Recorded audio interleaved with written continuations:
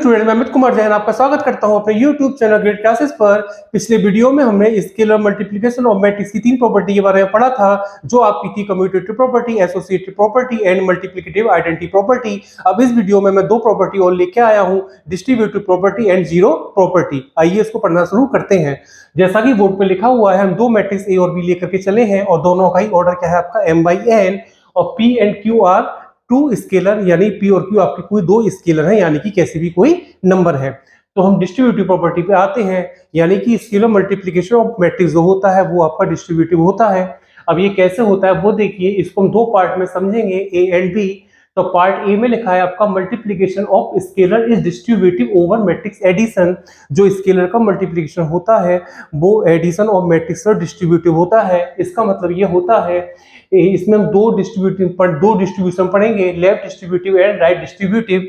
तो देखिए, इसमें दो मैट्रिक्स का एडिशन है, ब्रैकेट में लिखा हुआ है a प्लस बी, इधर भी है a प्लस बी, नीचे भी है। इसमें p इसके लेफ्ट में लिखा है, इसमें p इसके राइट में लिखा है।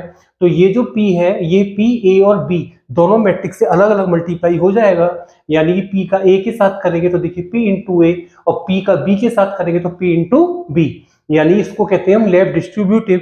यानी कि a प्लस बी का जो a और b मैट्रिक्स का जो एडिशन है, उसके लेफ्ट में आपका स्केलर p लिखा हुआ है और उस p का मल्टीप्लाई a और b दोनों में हो गया, इसे हम कहते हैं लेफ्ट डिस्ट्रीब्यूटिव। और ये a प्लस बी के राइट में p लिखा हुआ है, तो इस p का मल्टीप्लाई a और b दोनों में हो गया, यानी AP प्लस BP, इसको कहते हैं राइट डिस्ट्रीब्यूटिव। पार्ट बी में आता है multiplication of matrix is distributive over scalar addition, यानी कि यहाँ पे स्केलर का एडिशन है। देखिए इस ब्रैकेट में p और q दोनों स्केलर का प्लस है, इसमें मैट्रिक्स a लिखा है p प्लस q के लेफ्ट में, और इसमें मैट्रिक्स a लिखा है p प्लस q के राइट में। तो यानी कि ये a इसको ये a जो है p और q दोनों से अलग अलग मल्टीप्लाई हो जाएगा, यानी कि AP प्लस AQ। अब ये a भी यहाँ पर भी ये a इन PQ से अलग अलग मल्टीप्लाई हो जाएगा, यानी कि PA प्लस QA। तो इसे कहते हैं लेफ्ट डिस्ट्रीब्यूटिव, इसे कहते हैं राइट डिस्ट्रीब्यूटिव। तो इसमें क्या था, लेफ्ट डिस्ट्रीब्यूटिव में आपका P over matrix addition distribute हो रहा था। ये आपका मैट्रिक्स का एडिशन है, P A और B दोनों के साथ अलग अलग मल्टीप्लाई हो गया, इसी को कहते हैं कि P जो है डिस्ट्रीब्यूट हो गया। लेकिन कहां से हो गया भाई, वो लेफ्ट साइड से हो गया। यहाँ पर भी P डिस्ट्रीब्यूट हो गया किसके ऊपर, ओवर मैट्रिक्स एडिशन, लेकिन कहां से हो गया, राइट से हो गया। इसमें आपका A डिस्ट्रीब्यूट हुआ है आपके स्केलर के एडिशन पर, कहां से, लेफ्ट से, और इसमें A डिस्ट्रीब्यूट हुआ है आपके स्केलर के एडिशन पर, कहां से, राइट से। तो बस यही होता है लेफ्ट डिस्ट्रीब्यूटिव और राइट डिस्ट्रीब्यूटिव। अब हम इन दोनों पार्ट को अलग अलग प्रूव करेंगे। तो आप पहले पार्ट के लिए को मैंने एग्जाम्पल के थ्रू बताया है। इस वाली प्रॉपर्टी, इस वाली लाइन को देखिए, इसमें P आपका स्केलर है, मैंने स्केलर की जगह क्या लिख दिया है 2, और A और B आपके इस ब्रैकेट के अंदर है, तो मैंने ब्रैकेट के अंदर कोई दो मैट्रिक्स लिख दी है, A के प्लेस पर और B के प्लेस पर। अब इसकी राइट साइड को देखिए, तो आपने स्केलर तो 2 ही लिया है, तो दोनों P को मैं क्या लिखूंगा 2 and 2, और A की जगह ये A मैट्रिक्स और B की जगह ये मैट्रिक्स, यानी कि मैंने इसकी लेफ्ट और राइट दोनों को दोनों में P की जगह 2 रख दिया, मैट्रिक्स A की जगह ये वाला मैट्रिक्स रख दिया, और मैट्रिक्स B के प्लेस पर ये वाला मैट्रिक्स रख दिया, और मैंने इनको सॉल्व किया। तो देखिए ब्रैकेट के अंदर जो दोनों मैट्रिक्स है वो प्लस होके ये मैट्रिक्स देंगे, बाहर ऑलरेडी 2 था, इस 2 का मल्टीप्लाई इस मैट्रिक्स के दोनों एलिमेंट में हो गया, और आपका फाइनल आंसर क्या आ गया 6, और ये आपका 4। अब यहाँ पे देखिए, इस मैट्रिक्स में 2 का मल्टीप्लाई अलग हुआ, प्लस लगाया, इस मैट्रिक्स में 2 का मल्टीप्लाई अलग हुआ, दोनों मैट्रिक्स प्लस हुए, तो आपका आंसर ये आया, यानी कि आपका दोनों ही केस में आंसर सेम टू सेम ही आएगा, यानी ये चीज इसके इक्वल होती है। अब सेकंड पार्ट को समझने के लिए, P के प्लेस पे 2 लिखा है, Q के प्लेस पे 3 लिखा है, तो देखिए P के प्लेस पे 2, Q के प्लेस पे 3, और मैट्रिक्स A की जगह मैंने 1 2 लिख दिया। तो राइट साइड में ही मैंने P की जगह 2 और Q की जगह आपका 3, और मैट्रिक्स A की जगह वही मैट्रिक्स लिखा है जो आपका मैंने यहाँ लिखा था। अब इसको मैंने सॉल्व किया, ये ब्रैकेट के दोनों स्केलर प्लस होके 5 देंगे, और इस 5 का मल्टीप्लाई 1 और 2 दोनों में हो गया। अब यहाँ पे इस मैट्रिक्स में 2 का मल्टीप्लाई अलग हुआ, इस मैट्रिक्स में 3 का मल्टीप्लाई अलग हुआ, तो ये जो दोनों मैट्रिक्स मिले इनको हमने प्लस किया, तो आपके दोनों आंसर सेम ही आए हैं। तो ये तो हमने एग्जाम्पल यूज करके प्रॉपर्टी को ट्रू साबित करने की कोशिश की है, लेकिन इसको हम जनरली कैसे करेंगे वो हम सीखेंगे। तो प्रूफ में इसका पहले हम पार्ट ए का लेके चलेंगे। तो पार्ट ए में क्या है, आपको हमें प्रूफ तो क्या करना है, आपको ये मैट्रिक्स इस मैट्रिक्स की इक्वल प्रूफ करना है। तो मैं इसको लेके चला, तो यानी कि जो पी ए प्लस बी एक मैट्रिक्स रहा होगा उसका मैं क्या लूंगा, आईजेएथ एलिमेंट। तो ये इस वाले मैट्रिक्स का आईजेएथ एलिमेंट तभी तो आया होगा जब हमने a प्लस बी के आईजेएथ एलिमेंट में p का मल्टीप्लाई किया होगा। तो हमने इसको लिख दिया p into ijth element of matrix a plus b. अब जो आपका ये ijth element of a plus b कब आया होगा, जब हमने ijth element of a ijth element of b को हमने आपस में प्लस किया होगा।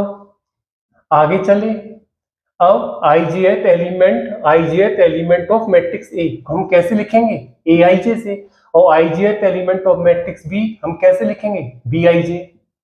अब आपके P A I J B I जे ये सारे के सारे नंबर हैं, तो यानी हम पी का मल्टीप्लाई आराम से ए आई जे बी आई जे दोनों में कर सकते हैं, ए आई जे और ये पी बी आई जे। अब ए आई जे इसको हमने वापस क्या लिख दिया, आईजेएथ एलिमेंट ऑफ मैट्रिक्स ए, और बी आई जी को ही वापस क्या लिख दिया, आईजेएथ एलिमेंट ऑफ मैट्रिक्स बी।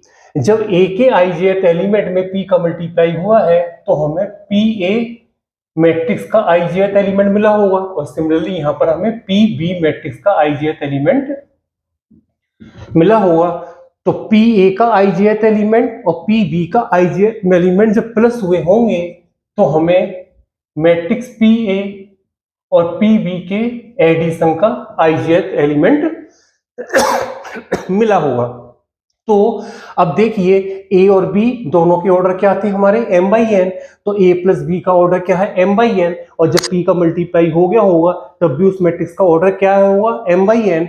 इधर a m बाई एन है तो आपका p a भी m बाई एन होगा, b m बाई एन है तो p भी आपका m बाई एन होगा, तो उनका एडिशन भी m बाई एन ऑर्डर का ही होगा। यानी कि दोनों साइड के मैट्रिक्स का ऑर्डर सेम है और हमने उनके करस्पॉन्डिंग एलिमेंट को इक्वल साबित कर दिया। यानी ये दोनों मैट्रिक्स कैसे होंगे आपस में, इक्वल। तो हमने क्या लिख दिया यहाँ पे, p a plus b equal to p a plus p b।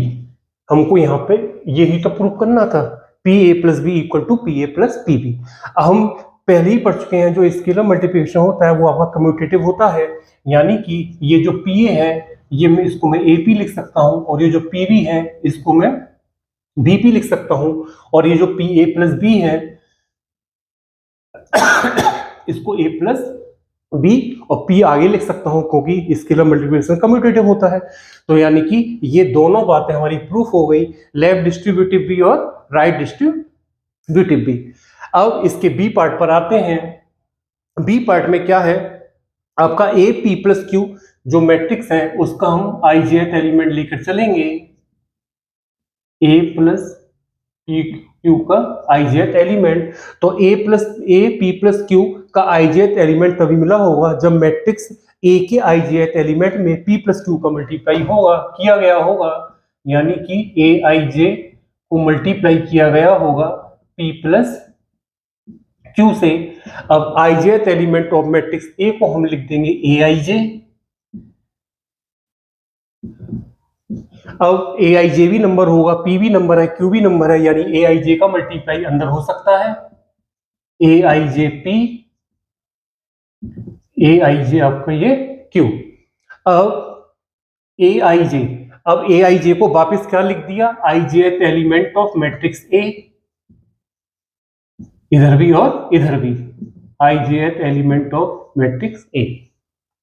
अब आईजेएथ एलिमेंट ऑफ मैट्रिक्स ए में पी का मल्टीप्लाई हो किया गया होगा तो हमें मैट्रिक्स ए पी का आईजेएथ एलिमेंट मिलेगा।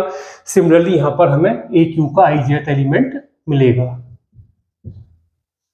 ठीक है, अब AP का आईजेएथ एलिमेंट और AQ का आईजेएथ एलिमेंट जब प्लस हुए होंगे तो हमें AP प्लस AQ का आईजेएथ एलिमेंट मिला होगा, AP प्लस AQ का आईजेएथ एलिमेंट मिला होगा।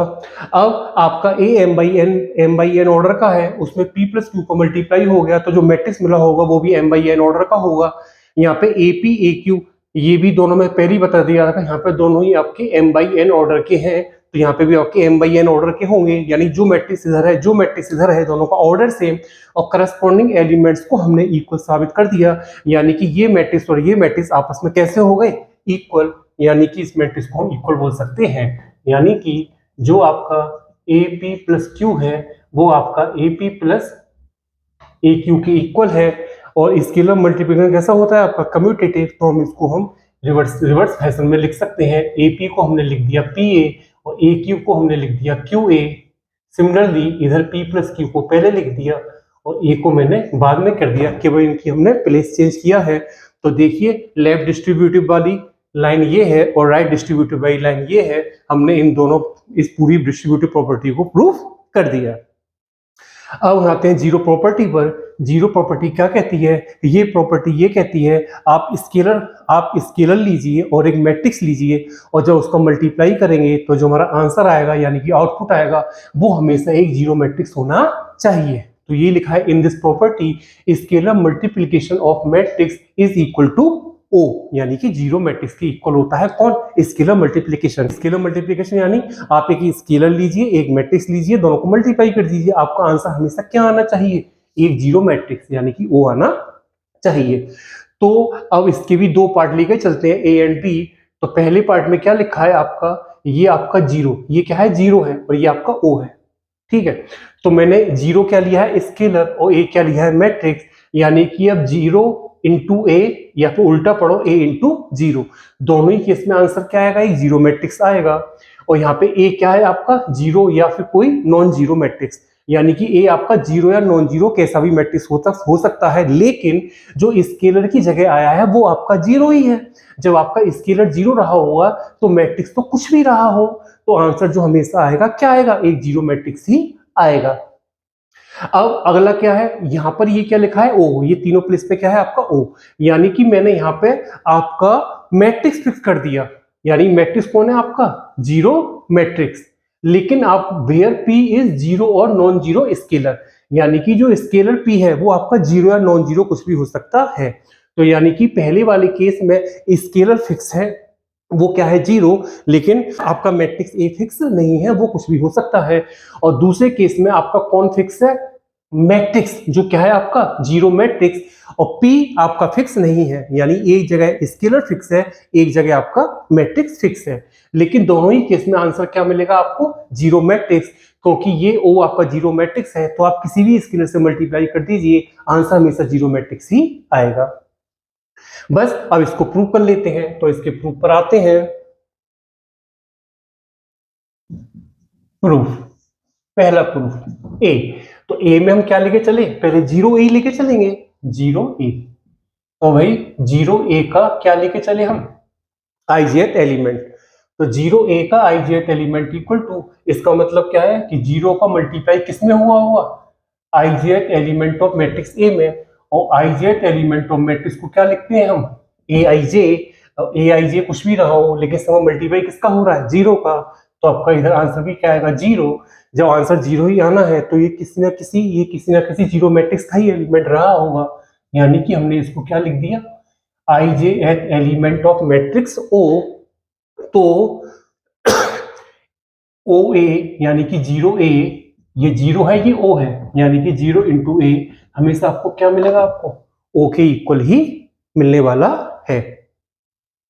अब ये स्केलर मल्टीप्लिकेशन कम्यूटेटिव होता है, तो हम जीरो इंटू ए को ए इंटू जीरो लिख सकते हैं, यानी कि ये भी आपको क्या मिल गया ओ, तो ये हो गया आपका वन, ये हो गया आपका टू, तो हमने वन और टू को देख करके क्या बोला, फ्रॉम वन एंड टू, यानी कि जीरो इंटू ए करें चाहे ए इंटू जीरो करें आपको हमेशा क्या मिलने वाला है, जीरो मैट्रिक्स ओ।